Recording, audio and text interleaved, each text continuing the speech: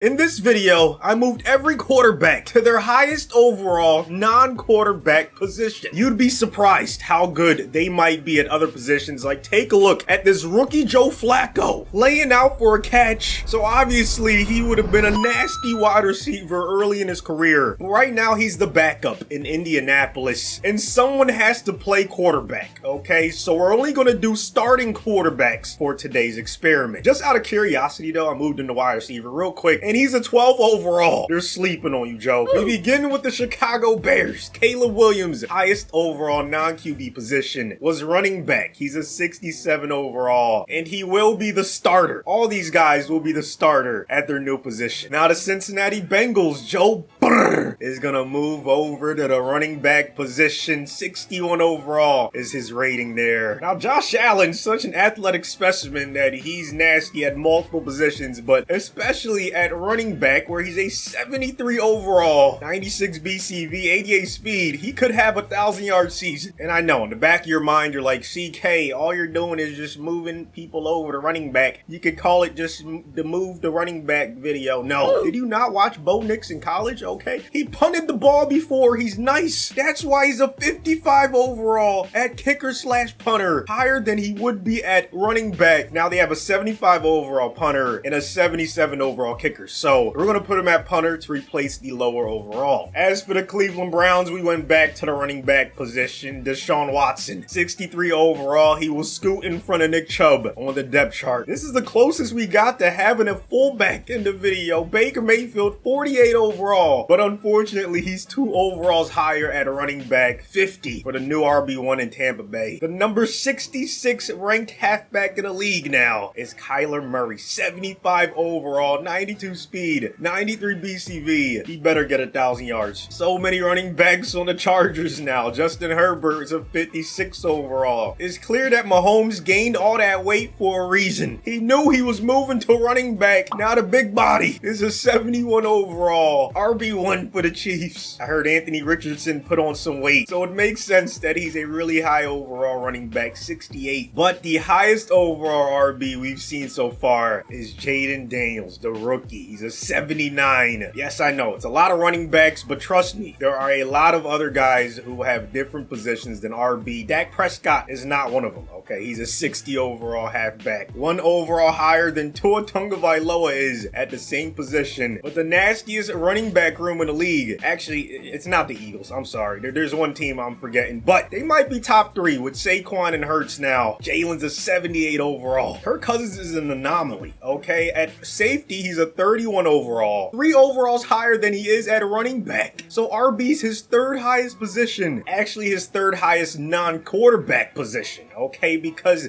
he's a 38 overall at kicker slash punter. And since they have Younghoe Koo at kicker, he will replace Pinion and be the new punter in ATL. Try to tell you, just be patient. We got some crazy ones coming up. Brock Purdy, 55 overall running back. This is karma for McCaffrey playing quarterback a couple seasons ago in the playoffs. Daniel Jones, 53 overall running back, but that's not where he's gonna be because he's a 54 overall kicker slash punter. Another guy that will be on special teams now. He'll take over for Gillian because they have Graham Gano at kicker. I told you it's not all running backs. But we do have another RB with Trevor Lawrence, 65 overall. Even though he's getting up there in age, Aaron Rodgers still got it. He's a 42 overall running back. But the running backs in Detroit are going to stay the same because Jared Goff is a 38 overall kicker slash punter. His 2nd highest non-QB position was safety, which was tied with running back at 32 overall. But yeah, he's going to take over for the Lions at kicker. Jack Fox will remain the punter. Michael Badgley, say goodbye. Jordan Love was a 48 overall running back. 2 overalls less than he is at kicker slash punter. The NFC North changing things up. On special teams, he'll take over for Anders Carlson. Since Whelan has 93 kick power and better accuracy, we're going to keep him at punter. All right, it was getting a little too weird, okay? Bryce Young's going to bring some normalcy back to the video. He's headed to running back where he's a 61. 3 overalls higher than Drake May, for the Patriots at running back. Meanwhile, Gardner Minshew, 46 overall RB, his highest non-quarterback position. But leave it to Matthew Stafford to go against the grain. He's a 43 overall kicker, his highest non-quarterback position. Hannah Brown, say goodbye. Ethan Evans will remain at punter. But the highest overall quarterback at a non-quarterback position was easily Lamar Jackson. He's a top 4 running back in the league. 92 overall, 98 BCV, 96 speed, 96 COD. If he doesn't get 1,500 yards, I'm going to be very disappointed. So Lamar's benchmark is 1,500, but Derek Carr's benchmark might be 500. He's a 44 overall running back, not quite the same as Mr. Jackson. Seattle's running game might struggle as well. Geno Smith is a 48 overall halfback, and another instance of karma. Remember when Russell Wilson was saying that Justin Fields might be elite at a different position? Well, hey man, look how the turntables. Now you're at running back, and Fields is the starting quarterback. CJ Stroud, only a 44 overall halfback. I thought he would be a little bit higher. Even Will Levis is 8 overalls higher than him, 52 at a running back for the Titans. And finally, JJ McCarthy taking over for Aaron Jones at RB1 for the Vikings. We're simming to the playoffs, man. Perfect time to like the video. 500 likes if you want to see more of these position change type of things. I got some ideas in mind, man. Let's go. No surprise, the Ravens go undefeated. 17-0. Nobody could stop Lamar at running back. Bills and Steelers go 12-5. Raiders 11-6 with Minshew at running back. Jets, Colts end up in there along with the Browns. Patriots barely miss out. Chiefs with Mahomes at running back go 7-10. Dolphins miss out. Texans, Chargers, Bengals go 4-13. Falcons get the 1 seed with Kirk at punter. Packers end up tied for second with the Eagles. Giants, Niners all going 11-6. Panthers 10-7. Vikings 10-7. Cowboys 10-7, but they missed the playoffs. You hate to see it. Seahawks finished above 500. Rams right behind them, and then here's everyone else that ended up missing out. Caleb and the Bears go 4-13. He had 881 yards, 6 touchdowns. Now he had 3 fumbles. Burrow, 3 yards a carry, 6 touchdowns, no fumbles, 745 yards. Allen, 1,200 yards, our first 1,000-yard rusher. That used to be a quarterback, 8 touchdowns, no fumbles. He might be in the running for best running back in the AFC. Bo Nix, 50 yards a punt, just about, 8 touchbacks, 12 inside the 20. Deshaun Watson, less than 30 yards away from 1,000. He also had 6 touchdowns, no fumbles as well. Baker, 813 yards, only 2.6 yards a carry, did not do the hottest. Only had 1 more touchdown than he did fumbles. Kyler didn't get 1,000 yards, I'm shocked. 936, he had 3.4 yards a carry, more fumbles than touchdowns. I expected better from you. Herbert had more touchdowns than Kyler on the ground, 7, and only 3 less yards. Mahomes, 970 yards, 7 touchdowns, 2 fumbles. Richardson, 1,000 yards, the second quarterback to get there. 10 touchdowns, I think that's the most we've seen, and only 1 fumble. He's a natural. Jaden Daniels, you knew he was going to get over 1,000, 1,100, second most we've seen. Almost 4 yards a carry. Dak Prescott, 1,000-yard season, 7 rushing touchdowns. Continues to have good regular seasons, no matter where he's at. Tua Tagovailoa, less than 3 yards a carry. He had 837 on the season, 6 touchdowns, no fumbles. Same amount as Jalen Hurts. But Jalen had 20 rushing touchdowns, by far the most. 1,369 yards. Yep, that's more than Josh Allen. So right now he's the front runner for best running back. Nasty season. Kirk Cousins, 48 yards a punt, 9 inside the 20, 10 touchbacks. I think Knicks had a slightly better punting season, but that's still pretty solid. Brock Purdy, 2.7 yards a carry. Not very good, but he did have 9 touchdowns and only 3 fumbles. Daniel Jones, 51 yards a punt, 17 inside the 20, 11 touchbacks. He had a 68-yard punt. Nasty season. Might be the best punter we've seen. Lawrence, 1,100 yards on the ground, 7 touchdowns, no fumbles. Might be underrated as a scrambler. Rodgers, not so much, okay? 1.9 yards a carry, 7 touchdowns though. If he was younger, he would have had a way better season. Our first kicker, Jared Goff, 5 of 12 on the season. He made a 44-yarder. That's pretty freaking good, and he didn't miss any extra points. As far as I'm concerned, hey, that's better than a lot of quarterbacks could do at kicker. However, Jordan Love Love did even better. 10 of 12. He also made a 44-yarder. 83% is unbelievable, man. He also only missed one extra point. Might be in the top 10 best kickers in the NFC. Bryce Young, 25 yards shy of 1,000. 3.1 yards a carry. He had 10 touchdowns. I think that's tied for the second most. Drake May, 7 touchdowns, 3 yards a carry, 900 yards total. Minshew, 2.4 yards a carry. That might be the second least. He also had 3 more fumbles than he did rushing touchdowns. Matthew Stafford, 50% from field goal, man. 5 of 10. He also made a 42-yarder. He had one of his field goals blocked, but he didn't miss any extra points, man. That's crazy. The accuracy from these quarterbacks. But the moment we've been waiting for, Lamar Jackson, 1,600 yards. Let's go. 16 rushing touchdowns. Almost averaged 100 yards a game. And he only had 1 fumble on 320 attempts, man. Absolutely nasty season. Henry still had 8 somehow, even though Lamar was starting at power halfback, third down. Stark contrast to what Derek Carr was able to do. I told you 500 would be a good benchmark, and he wasn't able to get there, unfortunately. 7 touchdowns, though. That's pretty solid. Geno Smith with 1 extra touchdown. Didn't have the best yards per carry, 2.5. Russell Wilson, 1,000-yard season, man. He used to be a monster in his prime, scrambling in the pocket, man. 14 rushing touchdowns, second most. CJ Stroud, only 2. Okay, he had more fumbles than touchdowns. It is what it is. 2.3 yards a carry.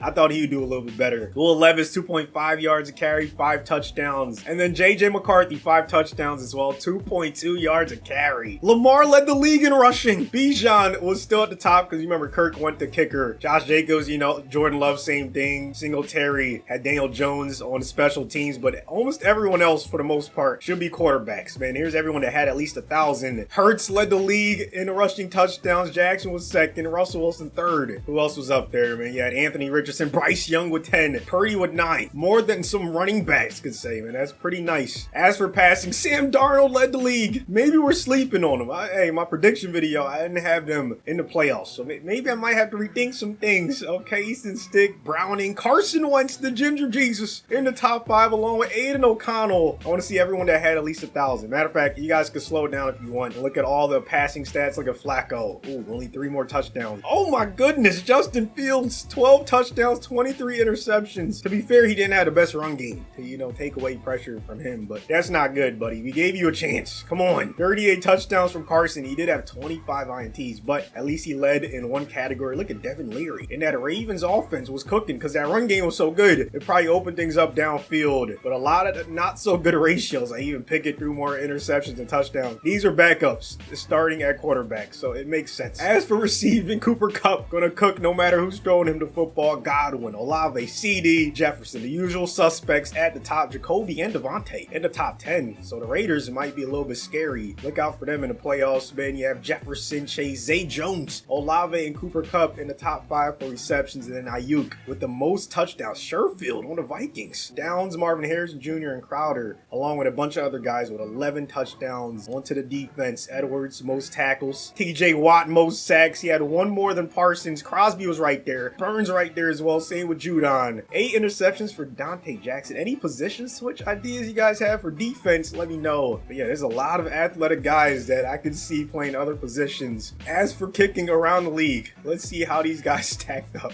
I'm curious. Come on, man. Where are we at? Oh, no. Oh, we got to scroll far to see any of it. Okay, Jordan Love. Yes, sir. 10. That's not bad. Who'd he do? Okay, he tied Will Reichard. He did better than Harrison Butker. Stop playing with Jordan Love, bro. Don't do that. He's nice. Okay, look at Jared Goff. Same amount of field goals as Justin Tucker. Stop sleeping on him. All right, let's see punting. Who had the highest average? Is that like the best metric? I would say, okay, I think Kirk was at the bottom.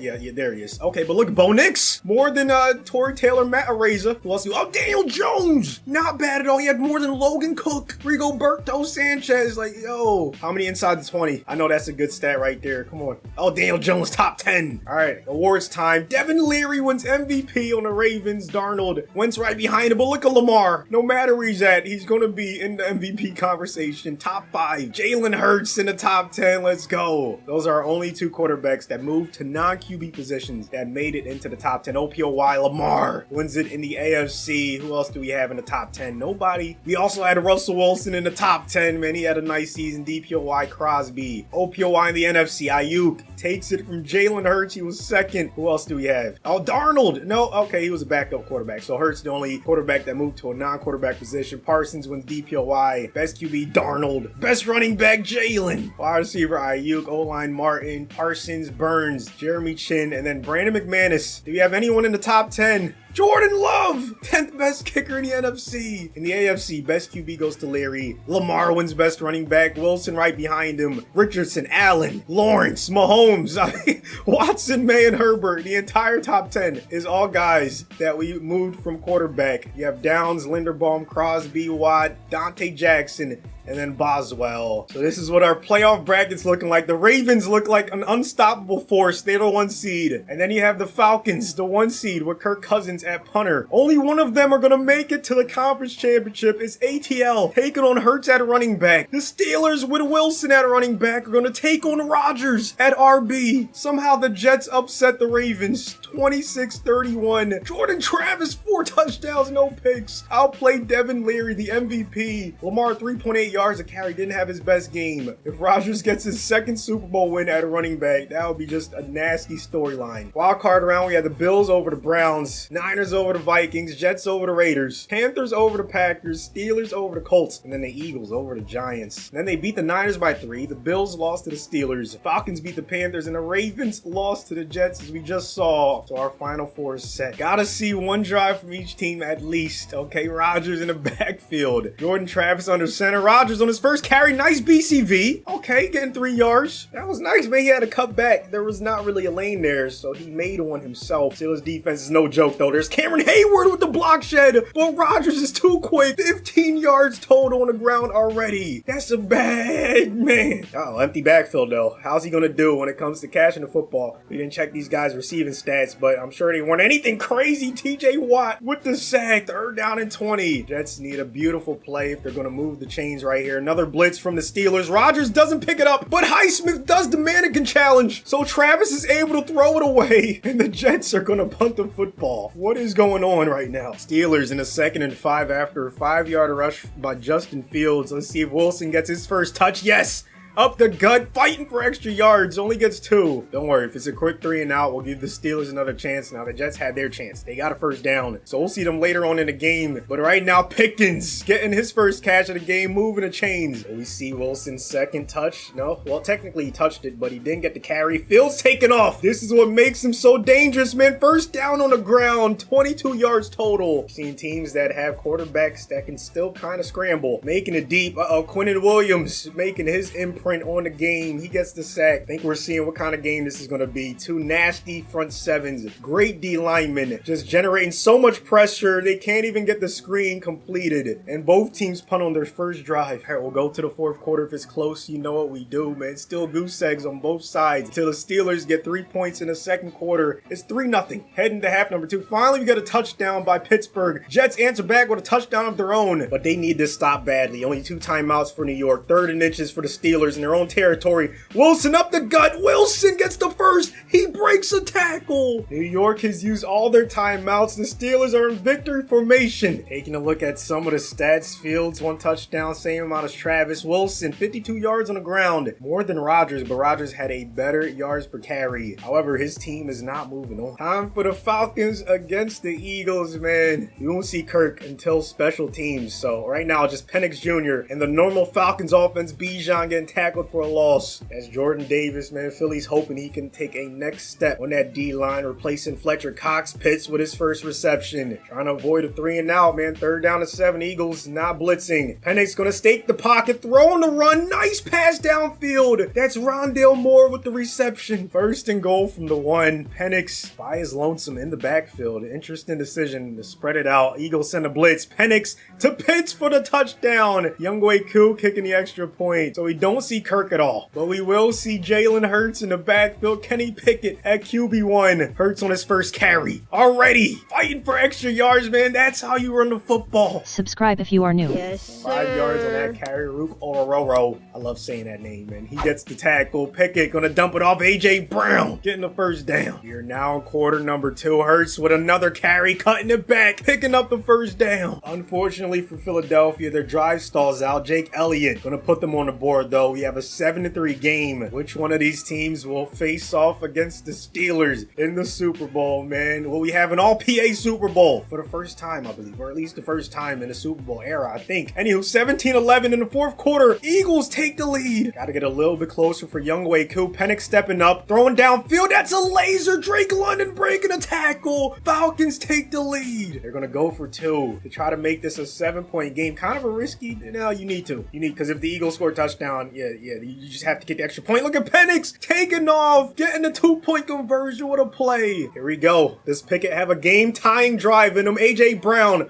on 1st and 10, getting a nice gain and getting out of bounds. It all comes down to this 4th down and goal. 11 seconds. Last chance for the Eagles. Pickett gonna escape the pocket to the left. He has to get rid of it. He throws an interception. Jesse Bates the third with the dagger. What a game, man. Credit to the Falcons. They earned it. Michael Penix Jr. flawless game. 3 touchdowns, no picks. Hurts 77 yards, 5.9 yards a carry. Let's see what Kirk was able to do. He only had 1 punt for 57 yards. Not bad at all. Here we go. Super Bowl time. The Falcons with Kirk Cousins at punter and the Steelers with Russell Wilson at a running back. Going at it. Bijan starting off with a nasty run, 7 yards. Falcons not quite in field goal range. Penix in the shotgun bunch to the left. Gotta watch out for TJ and Hayward. Uh-oh, here comes Watt. Spin move. That's why he's the best, or at least one of the best in the league at his position, forcing the Falcons to punt. Here we go. Steelers with great field position. Wilson already breaking tackles, running like a monster. 8 yards on that one. ATL might need to get a stop soon. Don't want Wilson to get into the zone. Don't want Fields to get in the zone either. Freiermuth with a nice 14-yard reception. Steelers gonna go for it. I love this decision. Why not, man? You had great field position.